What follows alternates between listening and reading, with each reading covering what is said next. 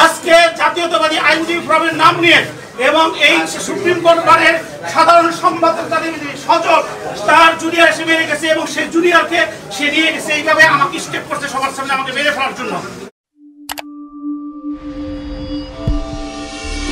সমস্ত দেশবাসীর সাথে আমি কখনোই কারোর সাথে মিথ্যা কথা বলি নাই, প্রতারণা করি নাই, কোনো ক্লায়েন্ট আমার বিরুদ্ধে একটা শব্দ বলতে পারবে না যে তারা আমাকে টাকা দিচ্ছে। কিন্তু আজকে কয়টার দিকে কি করতে একটু বলেন। 10 মিনিট আগে অ্যাডভোকেট কাইয়ুম নামের ভদ্রলোক, তাকে চিনতাম না, সে হচ্ছে সুপ্রিম কোর্ট বার জাতীয়তাবাদী আইনজীবী ফোরামের সেক্রেটারি সজল, সে অভিনীরু সজল তার জুনিয়র আইসা আমাকে সরাসরি বলতেছে তুই কোর্টে ডিস্টার্ব করস, তোর আজকে ছাড়বো না। এই কথা দুই কথা সে আমাকে চাকুতে মেরে ফেলার চেষ্টা করেছে আর চাকু হচ্ছে সকলের সম্মুখে। এইভাবে প্রকাশ্য যদি লয়ারদের লোভে আরেকজন লয়ার এইভাবে মানে এখন আপনাদেরকে আমি বলি, আজকের যে বৈষম্য বিরোধী ছাত্র আন্দোলন আপনারা আমার একটা লাইভ দেখবেন। 14 আগস্টে আমি লাইভ করেছিলাম যে দেশবাসী সকলে বেরিয়ে যান, কোর্ট আদালত খারিজ করছে, আপনারা আদালতকে খারিজ করেন। আমি 7 জানুয়ারির আগ পর্যন্ত আওয়ামী লীগ করতাম, 7 জানুয়ারি আমি সর্বপ্রথম ঘোষণা দিয়ে আওয়ামী লীগ থেকে বেরিয়ে গেছি এবং প্রত্যেকটা টকশোতে বৈষম্য বিরোধী আন্দোলনের সার্জিস থেকে আমরা হাসনা শাহ আব্দুল্লাহ সবাই আমাকে চিনে।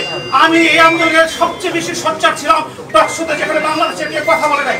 আজকে জাতীয়তাবাদী আইনজীবী ফোরামের নাম নিয়ে এবং এই সুপ্রিম কোর্ট বারের সাধারণ সম্পাদক সজল তার জুনিয়র এসে মেরে গেছে এবং সেই জুনিয়রকে সে নিয়ে গেছে এইভাবে আমাকে স্টেপ করছে সবার সামনে আমাকে মেরে ফেলার জন্য।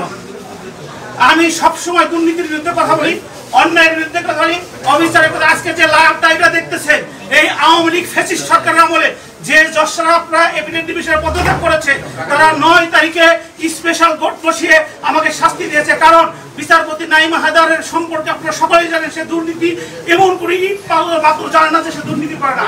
সেই দুর্নীতির বিরুদ্ধে আমি কথা বলেছি, সেই কারণে আমাকে কন্টেম করে এখানে কন্টেম করে রেখেছে। আগামী বৃহস্পতিবার সেই কন্টেম হিয়ারিং। আজকেও কয়েকজন আমাকে প্রেশার দিছে কন্টেম পিটিশনে যেন আমি কন্টেস্ট না করি এবং আজকে এই 10 মিনিট আগে আমাকে মেরে ফেলার জন্য এইভাবে আমাকে এইখানে চাকু দিয়ে আমার গাল এখানে কোবাইছে। একজনের তার উদ্দেশ্য ছিল আমার গলার মধ্যে ফেস দেওয়া, কিন্তু সকালের প্রতিরোধে পারে নাই।